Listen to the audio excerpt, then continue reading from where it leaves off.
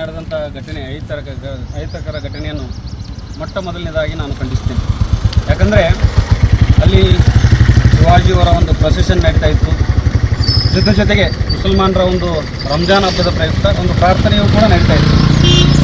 ಆ ಒಂದು ಸಂದರ್ಭದಲ್ಲಿ ಬಹಳಷ್ಟು ಪ್ರಚೋದನೆಗೊಳಗಾಗಿ ಅಲ್ಲಿ ತಾವು ವಿಡಿಯೋದಲ್ಲಿ ಕೂಡ ನೋಡಿರ್ಬೋದು, ಒಂದು ಅಸಭ್ಯವಾಗಿ ವರ್ತನೆ ಮಾಡುವಂತಹ ಹಿಂದೂ ಸಹೋದರರು ಮತ್ತು ಮುಸಲ್ಮಾನ್ ಸಹೋದರರು ಕೂಡ ಅತಿರೇಕದ ಒಂದು ಏನು ಅವ್ರ ಮೇಲೆ ಹೋಗುವಂಥ ಒಂದು ಸಂದರ್ಭ ಅಲ್ಲಿ ಪೊಲೀಸ್ ವ್ಯವಸ್ಥೆ ಕಂಟ್ರೋಲ್ ಮಾಡುವಂಥ ವ್ಯವಸ್ಥೆ. ಯಾಕೆಂದರೆ ಎದುರುಗಡೆ ಇರುವಂಥ ಒಬ್ಬ ವ್ಯಕ್ತಿ ಏನಾದರೂ ಪ್ರಚೋದನೆ ಮಾಡಿದರೆ ಅವ್ರಿಗೆ ರಿಯಾಕ್ಟ್ ಮಾಡೋದು ಸ್ವಾಭಾವಿಕ.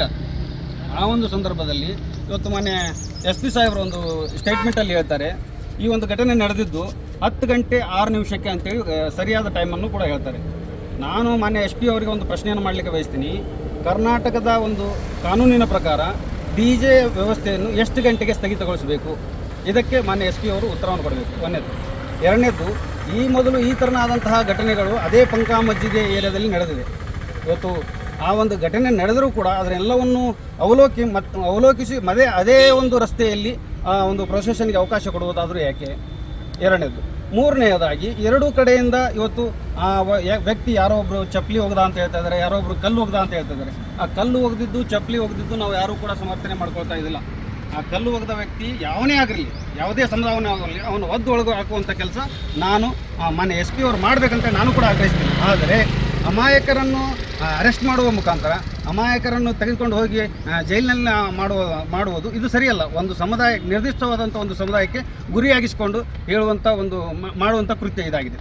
ಎರಡನೇದಾಗಿ ಏನಂತಂದರೆ, ಇವತ್ತು SP ಅವರು ಮುಂಜಾನೆ ಒಂದು ಏನು ಪತ್ರಿಕಾಗೋಷ್ಠಿ ಮುಖಾಂತರ ಹೇಳ್ತಾರೆ, ನಾನು BNS 163 ಜಾರಿ ಮಾಡಿದ್ದೀನಿ. 4-5 ದಿವಸದವರೆಗೆ ನಾವು ಯಾವುದಕ್ಕೂ ಅವಕಾಶ ಕೊಡೋದಿಲ್ಲ. ಓಕೆ, ನಾನು ಅದನ್ನು ಅಕ್ಸೆಪ್ಟ್ ಮಾಡ್ಕೊತೀನಿ. ಯಾವುದೇ ಒಂದು ಒಂದು ಸೌಹಾರ್ದತೆ ಕಾಪಾಡುವಂಥ ನಿಟ್ಟಿನಲ್ಲಿ ಈ ಒಂದು ಸ್ಟ್ಯಾಂಡ್ ತೆಗೆದುಕೊಂಡ್ರು ಅಂತೇಳಿ ನಾನು ಕೂಡ ಭಾವಿಸ್ತೀನಿ. ಆದರೆ ಈ ಒಂದು ಬಾಗಲಕೋಟ್ ಕ್ಷೇತ್ರದ ಮಾಜಿ MLA ವೀರಣ್ಣ ಚರಂತಿಮಠ ಅವರು 100 ಜನರನ್ನು ತೆಗೆದುಕೊಂಡು ಅಲ್ಲಿ ರೋಡ್ ಮುಖಾಂತರ ಹೋಗಿ ಇದು ಸರ್ಕಾರದ ರಸ್ತೆ, ನೀವ್ಯಾಕೆ ರಸ್ತೆ ಬಂದ್ ಮಾಡ್ತೀರಿ ಅಂತೇಳಿ ಇದು ಕರ್ತವ್ಯಕ್ಕೆ ಅಡ್ಡಿಪಡಿಸ್ದಂಗಲ್ವಾ? ಮೊನ್ನೆ ವೀರಣ್ಣ ಚರಂತಿಮಠ ಅವರು ಪೊಲೀಸರು ಕರ್ತವ್ಯವನ್ನು ನಿರ್ವಹಿಸ್ತಾ ಇದ್ದಾರೆ, ಅವರಿಗೆ ನೀವ್ಯಾಕೆ ಅಡ್ಡಿಪಡಿಸ್ತೀರಿ ಅಂದ್ರೆ ಅಲ್ಲಿ ಒಂದು ಅಚಾತುರ್ಯ ನಡೀಬಾರ್ದು ಅಂತೇಳಿ ಮುನ್ನೆಚ್ಚರಿಕಾ ಕ್ರಮವಾಗಿ ಅವರು 163 ಜಾರಿ ಮಾಡಿದ್ದಾರೆ. ಇವರು ಹೋಗಿ ಹೇಳ್ತಾರೆ ಅಂತಂದರೆ ನಿಜವಾಗ್ಲೂ ಇದು ಬೈ ಎಲೆಕ್ಷನ್ನ ಅಜೆಂಡಾ ಆಗಿ ಇವರು ಉಪಯೋಗಿಸ್ತಾ ಇದ್ದಾರೆ. ಇವತ್ತು ಕಾಂಗ್ರೆಸ್ನ ಮಾನ್ಯ ಸಿದ್ದರಾಮಯ್ಯನವರು ಇದನ್ನು ಅರ್ಥ ಮಾಡ್ಕೊಳ್ಬೇಕು. ಈ ಹಿಂದೆ ಮಸ್ಜಿದಿಗಳು ಅನಾವಶ್ಯಕವಾಗಿ ಅಲ್ಲಲ್ಲಿ ಮಸ್ಜಿದ್ಗಳನ್ನು ಕಟ್ತಾ ಇದ್ದಾರೆ ಅಂತೇಳಿ ಪತ್ರಿಕಾಗೋಷ್ಠಿಗಳನ್ನು ಮಾಡ್ತಾರೆ. ಮತ್ತು ಇದೇ ಬೇಕಾಬಿಟ್ಟಿ ಹೇಳಿಕೆಯನ್ನು ಮಾನ್ಯ ಮಾಜಿ ಶಾಸಕರು ಕೂಡ ಕೊಡ್ತಾರೆ.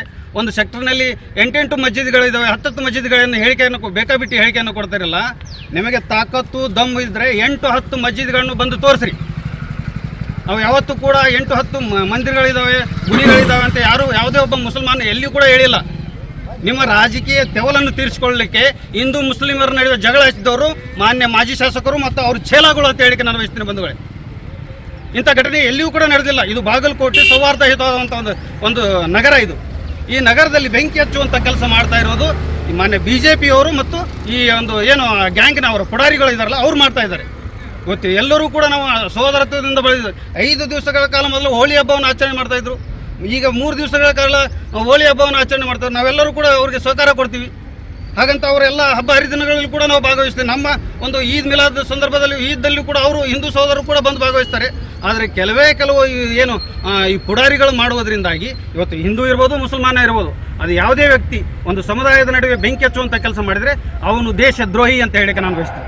ಇವತ್ತು ಹಿಂದೂಗಳ ನಡುವೆಯಲ್ಲಿ ಮಾಡುವಂಥ ಏನು ಬೆಂಕಿ ಹಚ್ಚುವಂಥ ಕೆಲಸ ಮಾಡಿದ್ರೆ ಅವನು ದೇಶದ್ರೋಹಿ, ಮುಸಲ್ಮಾನರಾಗಿದ್ರು ಕೂಡ ಅವನು ದೇಶದ್ರೋಹಿ ಅಂತ ಹೇಳಿಕೆ ಬಯಸ್ತೀನಿ. ಇವ್ರು ಹೇಳ್ತಾರೆ ಇವರು ನಕ್ಸಲೇಟು, ಇವ್ರನ್ನ ಬೇರೆ ದೇಶಕ್ಕೆ ಕಳಿಸ್ರಿ ಅಂತಂದರೆ, ಸ್ವಾಮಿ ನೀವು ಈ ದೇಶದಲ್ಲಿ ಹುಟ್ಟಬೇಕಾದ್ರೆ ಏನಿದೆ ಐಡೆಂಟಿಟಿ, ಈ ದೇಶಕ್ಕೆ ಮುಸಲ್ಮಾನರ ತ್ಯಾಗ ಏನಿದೆ ಅಂತಂದರೆ ಡೆಲ್ಲಿಯ ಇಂಡಿಯಾ ಗೇಟ್ ಮೇಲ್ಗಡೆ ಹೋಗಿ ನೋಡಿ. ಈ ದೇಶಕ್ಕೆ ಮುಸಲ್ಮಾನರ ತ್ಯಾಗ ಏನಿದೆ ಅಂತಂದರೆ ಅಷ್ಟು ಜನರ ಹೆಸರುಗಳನ್ನ ಅಲ್ಲಿ ಇಂಡಿಯಾ ಗೇಟ್ಗಳಲ್ಲಿ ಬರೆದಿದೆ. ನಿಮ್ಮ ಸಂಘ ಪರಿವಾರದವ್ರ ಹೆಸರು ಒಬ್ಬರನ್ನು ತೋರಿಸ್ಕೊಟ್ಟು ಇಲ್ಲ, ನೀವು ಬೆಂಕಿ ಹಚ್ಚಲೇ ಬಂದಿದ್ದು ಇದು ಉಪಚುನಾವಣೆಯ ಅಜೆಂಡಾ ಅಂತ ಹೇಳಿಕೆ ನಾನು ಬಯಸ್ತೀನಿ. ಮಾನ್ಯ SP ಅವರಿಗೆ ಈ ಮುಖಾಂತರ ನಾನು ವಿನಂತಿಯನ್ನು ಮಾಡ್ಕೊತೀನಿ. ನೀವು ಯಾವ ರೀತಿಯಾಗಿ ಒಂದು ಸಮುದಾಯದ ಯುವಕರನ್ನು ಬಂಧಿಸಿದ್ದೀರಿ, ಅದೇ ರೀತಿಯಾಗಿ ಎರಡೂ ಕಡೆಯಲ್ಲೂ ಕೂಡ ಏನು ಜಗಳ ಆಗಿದೆ. ಇವತ್ತು ಇದರಲ್ಲಿ ಏನಪ್ಪ ಅಂತಂದರೆ ತರಕಾರಿ ಮಾರ್ಕೆಟ್ನಲ್ಲಿ ತರಕಾರಿ ಗೂಡಂಗಡಿಗಳಿಗೆ ಹೋಗಿ ಬೆಂಕಿ ಹಚ್ಚುವಂಥ ಕೃತ್ಯ ಮಾಡಿದ್ರಿ. ನಿನ್ನೆ ರಾತ್ರಿ ನಡೆದಂಥ ಘಟನೆ ಇಲ್ಲಿವರೆಗೂ ನೀವು ಯಾಕೆ ಸುಮೋಟೋ ಕೇಸನ್ನು ಮಾಡಲಿಲ್ಲ? ಅವರನ್ನು ಯಾಕೆ ಅರೆಸ್ಟ್ ಮಾಡಲಿಲ್ಲ? ಅಥವಾ ನಿಮ್ಮ ಕಣ್ಣಿಗೆ ಕೆಂಪು ಬಟ್ಟೆಯನ್ನು ಕಟ್ಕೊಂಡಿದ್ದೀರಾ, ಕಪ್ಪು ಬಟ್ಟೆಯನ್ನು ಕಟ್ಕೊಂಡಿದ್ದೀರಾ ಅಂತೇಳಿ ಮಾನ್ಯ SP ಅವರಿಗೆ ಕೇಳಲಿಕ್ಕೆ ಬಯಸ್ತೀನಿ. ಇವತ್ತು ಜಿಲ್ಲಾಡಳಿತದಲ್ಲಿ ಮಾನ್ಯ DC ಅವರು ನಮಗೆ ಶಾಂತಿ ಸಭೆಯನ್ನು ಕಳಿಸ್ತೀರಿ ಅಂದರೆ ನೀವು ಬೆಂಕಿಯನ್ನು ಮುಚ್ಚಿ ನಮಗೆ ಶಾಂತಿ ಸಭೆ ಕರೆಸೋದಾ? ನೀವು ಶಾಂತಿ ಸಭೆ ಮಾಡೋದೇ ಆದರೆ ನಮ್ಮ ಮುಸಲ್ಮಾನ ಯುವಕರನ್ನು ಕೂಡ ಬಿಡುಗಡೆಗೊಳಿಸ್ರಿ, ಇಲ್ಲ ಅವರನ್ನು ಕೂಡ ಯಾರು ತಪ್ಪಿಸ್ತಿದ್ದಾರೆ ಅವರನ್ನು ಕೂಡ ಬಂಧಿಸ್ರಿ, ಆವಾಗ ನೀವು ಶಾಂತಿ ಸಭೆ ಕರೀರಿ, ನಾವು ಎಲ್ಲರೂ ಬರ್ತೀವಿ. ಅದಕ್ಕಾಗಿಯೇ ನಾವು ಇವತ್ತು ನಮ್ಮ ಸಮುದಾಯದ ಎಲ್ಲ ನಾಯಕರು ಕೂಡ ಈ ಶಾಂತಿ ಸಭೆಯನ್ನು ಧಿಕ್ಕರಿಸಿ ನಾವು ಹೋಗ್ತಾ ಇದ್ದೀವಿ. ಕಾನೂನು ಹೋರಾಟ ಮುಖಾಂತರ ಯಾವುದೇ ವ್ಯಕ್ತಿ, ಯಾವುದೇ ಒಬ್ಬ ಸರ್ಕಾರಿ ನೌಕರನಿದ್ದರೂ ಕೂಡ ನಾವು ಕಾನೂನು ಮುಖಾಂತರ ಏರಿಸ್ತೀವಿ. ಒಂದು ವೇಳೆ ಈ ಪರಿಸ್ಥಿತಿಯನ್ನು ಹತೋಟಿಗೆ ತರದೇ ಇದ್ದರೆ ನಾವು ಉಗ್ರವಾದ ಹೋರಾಟ ಮಾಡಲು ಕೂಡ ತಯಾರಿದ್ದೇವೆ ಅಂತ ಹೇಳಿಕೆ ನಾನು ಬಯಸ್ತೀನಿ ಬಂಧುಗಳೇ. ಇವತ್ತು ಬೆಳಗ್ಗೆಯೂ ಕೂಡ 163 ಇದ್ದರೂ ಕೂಡ ಇವರು ನೈತಿಕ ಪೊಲೀಸ್ಗಿರಿಯನ್ನು ಉಪಯೋಗಿಸಿಕೊಂಡು ಅಂಗಡಿಗಳಿಗೆ ಹೋಗಿ ಶಟ್ರಸನ್ನು ಬಲವಂತವಾಗಿ ಎಳೆಯೋದು. ಎಲ್ಲಿದೆ ಆರ್ಡ್ರ್? ಎಲ್ಲಿ ಕೊಟ್ರಿ ನೀವು ಬಂದ್ ಮಾಡುವಂಥ ಒಂದು ನೈತಿಕತೆ ಯಾರಿಗೆ ಕೊಟ್ರಿ? ಸುಮ್ಮನೆ ನೀವು ಅದೇ ಒಬ್ಬ ಮುಸಲ್ಮಾನ ವ್ಯಕ್ತಿ ಮಾಡಿದರೆ ನೀವು ಸುಮ್ಮನೆ ಕೊಳ್ತಿದ್ರ? ಮಾನ್ಯ SP ಅವರಿಗೆ ನಾನು ಕೇಳಿಕೆ ಬಯಸ್ತೀನಿ, ಯಾಕೆ ಅವರನ್ನು ಅರೆಸ್ಟ್ ಮಾಡಲಿಲ್ಲ? ಅವರೆಲ್ಲ ವಿಡಿಯೋಗಳು ಕೂಡ ಇದ್ದಾವೆ ನಿಮ್ಮ ಮುಂದೆ. ನೀವು ಹೇಳಿದ್ರೆ ಅವ್ರನ್ನ ಬಂದ್ ಮಾಡಿಸ್ರಿ ಅಂತೇಳಿ, ಬಾಗಲಕೋಟೆ ಬಂದ್ ಮಾಡಿಸಿ ಅಂತ ಹೇಳಿದವರು ಮಾನ್ಯ SP ಗಳ ನಾನು ಕೇಳ್ತೀನಲ್ಲ, ಯಾಕೆ ಮಾಡಲಿಲ್ಲ ಅದನ್ನು? ಅವರಿಗೊಂದು ಕಾನೂನು, ಇವ್ರಿಗೊಂದು ಕಾನೂನು. ಇದು ಯಾವುದೇ ದೇಶದಲ್ಲಿ ಇಲ್ಲ. ನಾವು ಭಾರತದಲ್ಲಿ ಇದ್ದೀವಿ, ನಾವು ಸಂವಿಧಾನಾತ್ಮಕವಾಗಿ ಹೋರಾಟ ಮಾಡ್ತೀವಿ. ನಮಗೂ ಕೂಡ ಕಾನೂನಿನ ಅರಿವಿದೆ. ಈ ದೇಶದಲ್ಲಿ ಏನು ಮಾಡಬೇಕು ಏನು ಮಾಡಬಾರ್ದು ಅನ್ನೋದು ನಾನು ಕೂಡ ಬಲ್ಲವನಾಗಿದ್ದೇನೆ.